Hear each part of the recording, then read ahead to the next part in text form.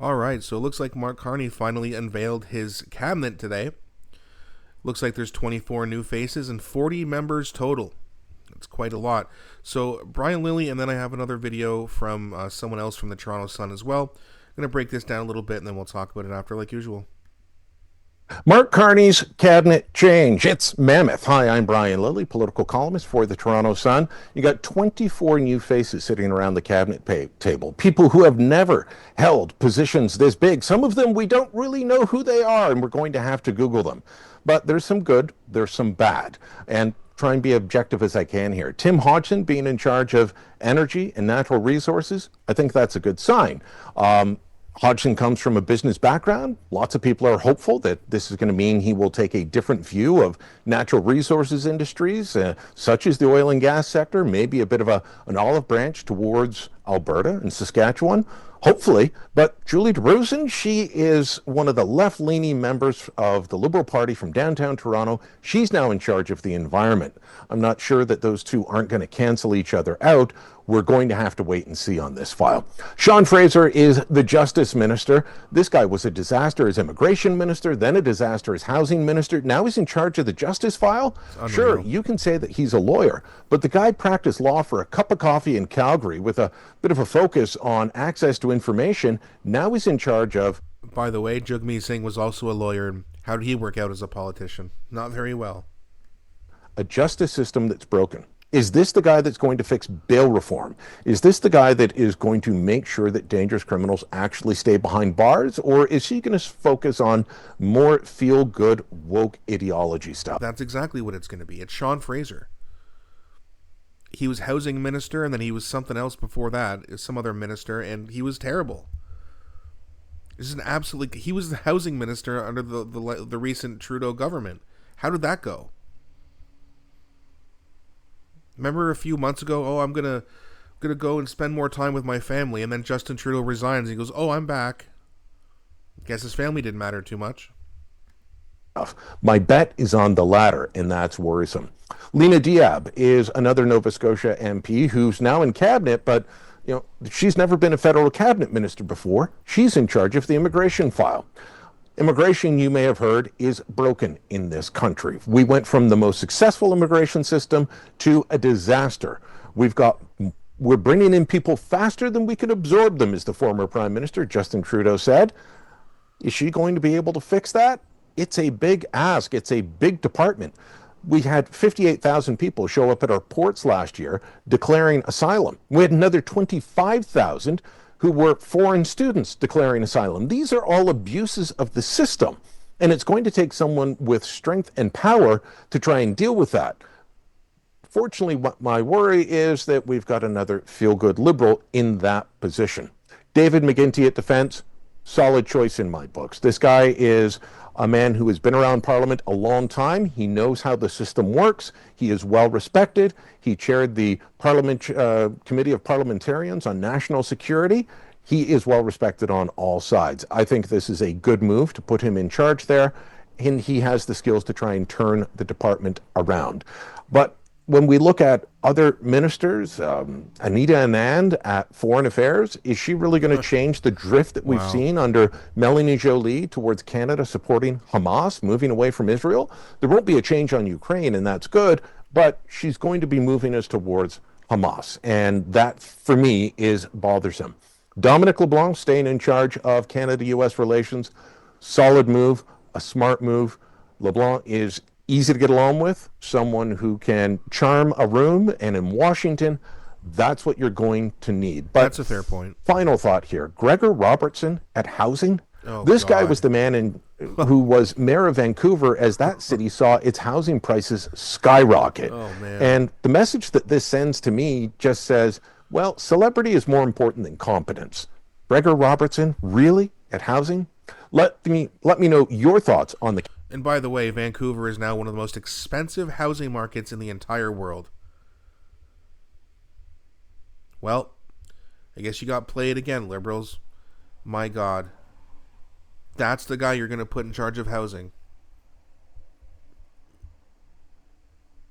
It's so baffling. There's some people I don't know much about, so we'll just have to wait and see.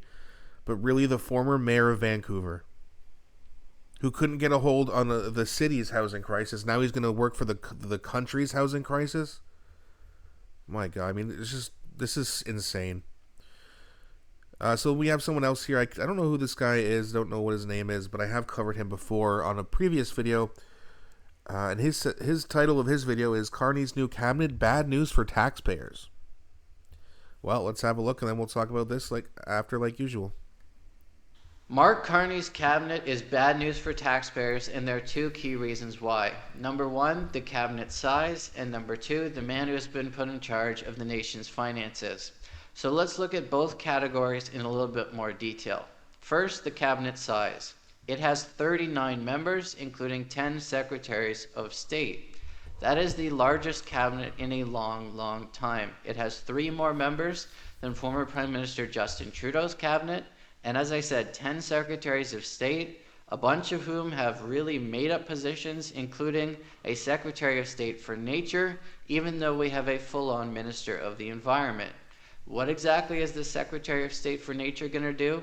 I don't know, you don't know, and it's quite possible Mark Secretary Carney of doesn't know. Nature. Now, we were promised during the campaign a leaner and more efficient government, and what we got was a bloated and more expensive cabinet.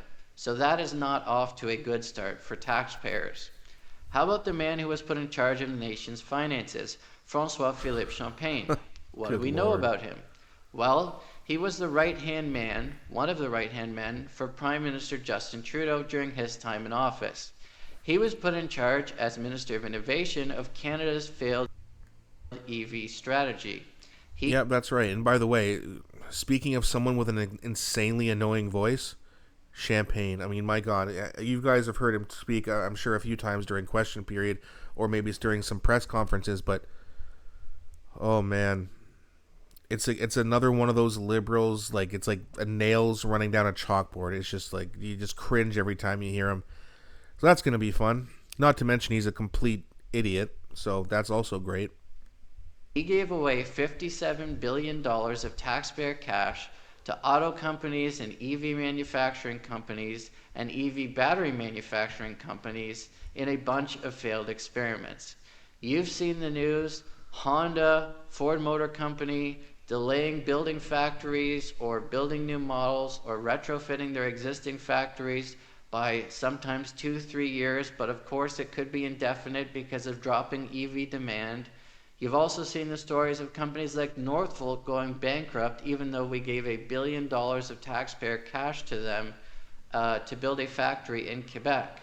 So, François-Philippe Champagne, his record is disastrous. $57 billion out the window on a failed EV strategy, and he is failing up. We are giving him a promotion. Yep. Mark Carney is giving him a promotion to become the Minister of Finance for Canada, put in charge of a $500+ billion a year budget. So this new cabinet is not good news for taxpayers.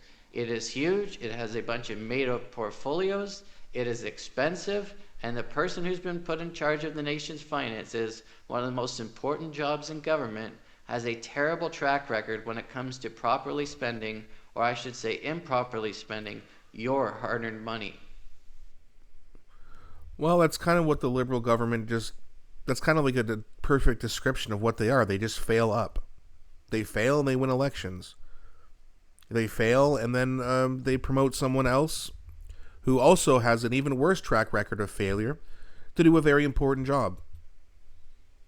Now, they didn't mention in either video what Melanie Joly is going to be doing, but I'm assuming she's still going to be in the cabinet. But, I mean, again, it's just, you have so many people there who are still from Justin Trudeau's cabinet. This isn't much different. And let me guess.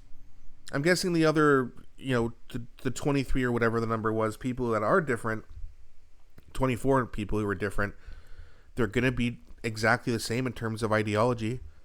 Nothing's changed. They just switched out Justin Trudeau for an older, smarter version of Justin Trudeau. And that means bad news for taxpayers. That means bad news for businesses. That means bad news for everybody.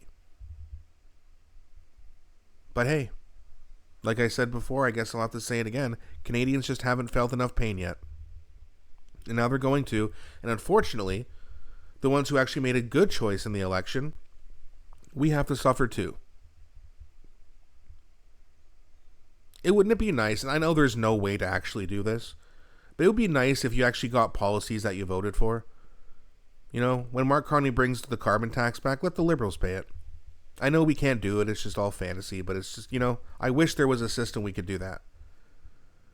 Carbon tax comes back, you voted Conservative, you don't have to pay it. And then we'd really see which policies work and which ones are better.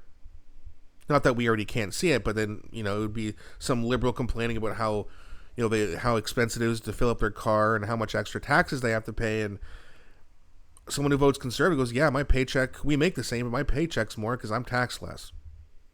And it's cheaper for me to fill up my car. And then maybe they'll actually wake up and make better choices. But we're not there yet.